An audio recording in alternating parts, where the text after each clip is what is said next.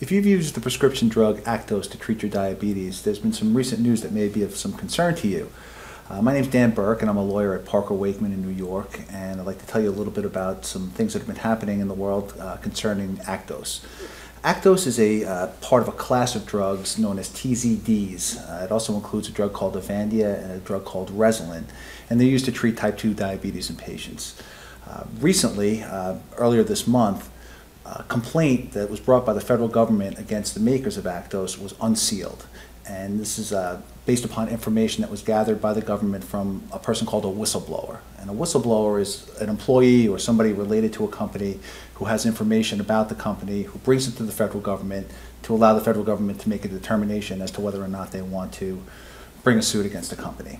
The information that this particular person had that they brought to the government was that the makers of Actos were in possession of some complaints concerning adverse events. And what an adverse event is a health condition that happens to you or something that happens to you as a result of taking a drug that's not supposed to happen.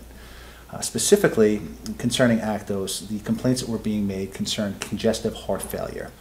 In addition to congestive heart failure, there were complaints of myocardial infarctions or MIs or heart attacks.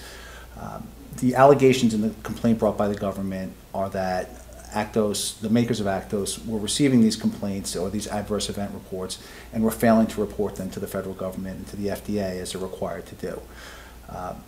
The allegations in the complaint brought by the government include the fact that although Actos was promoted as a safer alternative to drugs like Avandia in terms of their ability to cause congestive heart failure and heart attacks, it in fact was more dangerous than Avandia and the other drugs in the class.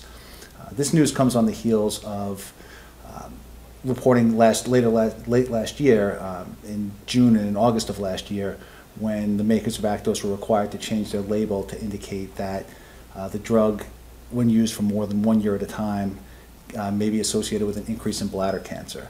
If you have any questions concerning the use of the drug Actos or whether or not your injuries may be as a result of the drug Actos, please feel free to give us a call. Again, my name's Dan Burke at Parker Waichman. I deal with these types of questions in the Actos litigation every day. I'm happy to see if I can help. Thanks very much. Bye-bye.